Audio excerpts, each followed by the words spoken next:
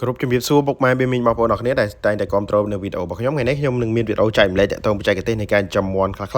ក៏ប៉ុន្តែមុននឹងចូលដល់មេរៀនខ្ញុំសូមបង្ហាញបាទនេះគឺអតិជនរបស់ខ្ញុំ3ឆ្នាំហើយដែលគាត់នៅខាងផ្សារដំណាក់ស្មាច់ខេត្តបាត់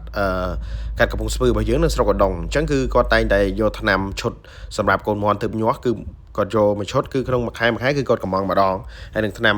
សម្រាប់កូនមាន់ដែលទើបញាស់ដាក់ចេញពីសបុកឬក៏ដឹកជញ្ជូនមកថ្មីកូនទាកូនអីហ្នឹងដែលដឹកជញ្ជូនមកឬក្រោយធ្វើវ៉ាក់សាំងឬមុនធ្វើវ៉ាក់សាំងដើម្បីការពារកុំឲ្យមានផ្ទុះជំងឺ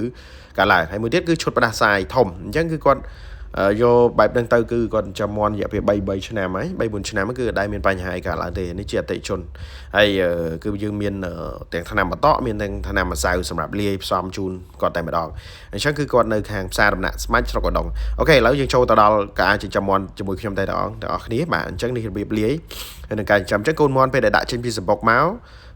យើងគឺចាំបាច់បំផុតគឺយើងត្រូវឲ្យវាផឹកនៅទឹកថ្នាំមួយដែលជាជំនួយមានន័យថាក្នុងរយៈពេល48ម៉ោងដំបូងហ្នឹងពេលដែលក្រោយដែលបងប្អូនអរគ្នាយកចេញពីទូភ្ញាស់ក៏ដោយឬក៏ក្រោយពីយកចេញពីមេក៏ដោយគឺពេលហ្នឹងវារៀងខ្សោយឯក្នុងអញ្ចឹងសារធាតុចិញ្ចឹមក្នុងខ្លួនវាបានតែ48ម៉ោងទេបែបនេះគឺយើងត្រូវដាក់ថ្នាំជំនួយរួមជាមួយនឹងចំណីហើយដាក់ថ្នាំគឺយើងដាក់ជាមួយនឹងទឹកទៅយើងលាយក្នុងមួយមុខមួយស្លាបព្រាកាហ្វេទឹក1លីត្រឲ្យវាផឹកបាទហើយជាពិសេសបើយើងចិញ្ចឹមជាលក្ខណៈគ្រួសារបែបនេះអញ្ចឹងគឺយើងបិទបាំងចិត្តនៅពេលយប់ឡើងហើយថ្ងៃឡើងគឺយើងបើខែវស្សាអញ្ចឹងគឺយើងត្រូវបាំងដែរហើយយើងដាក់បើកូនមាន់យើងមើលថាវារៀងខ្សោយវារៀងអត់សូវមានធម៌ពលគឺបងប្អូនត្រូវដាក់តែមេបាដាក់មេឲ្យវានៅដល់កម្ដៅជូនហើយបើមាន់ចាប់ពីអាយុ28ថ្ងៃឡើងឬក៏ទៅដល់1ខែកន្លះយើងអាចមិនបាច់ដាក់មេទេហើយបើយើងចិញ្ចឹមជាលក្ខណៈឧស្សាហកម្មគឺយើងអាចប្រើប្រាស់បច្ចេកទេសដោយប្រើប្រាស់អង្កាមអីបានហើយបំពូលកម្ដៅឬក៏ធម្មពលផ្សេងដែលអាចយើងប្រកបាននៅក្នុងស្រុកអញ្ចឹងសម្រាប់ចំលក្ខណៈគ្រួសារគឺពេលដែលធំបែបនេះគឺយើងលែងឲ្យវារកចំណីអាហារខាងក្រៅក៏ប៉ុន្តែគឺចាំបាច់បំផុតគឺការថែទាំនៅអំឡុងពេលដែលទើបតែញាស់នេះក្នុង4សប្តាហ៍ចុះក្រោយនេះគឺជារឿងសំខាន់បំផុតសម្រាប់បាក់សីរបស់យើងបើសិនជាយើងអត់បានថែទាំឲ្យបានដល់ទេវាងាយនឹងកើតជំងឺមួយគេហៅថារាគស្អិតជាប់គូឬគេហៅថា coccidiosis ឬក៏ជាប្រភេទជំងឺមួយទៀតគឺគេហៅថាជំងឺរាគសបាទឬក៏ Gambaro អញ្ចឹងដូច្នេះសម្រាប់បងប្អូនអរគ្នាដែលចិញ្ចឹមជា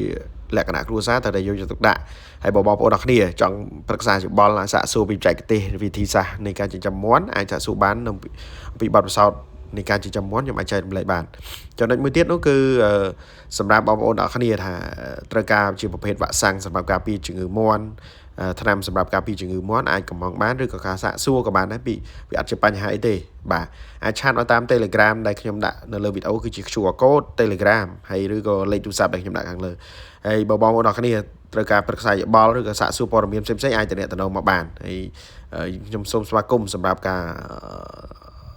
បងប្អូនអរគ្នាសិក្សាឬក៏សាកសួរបន្ថែមបាទសូមអរគុណសូមគោរពលា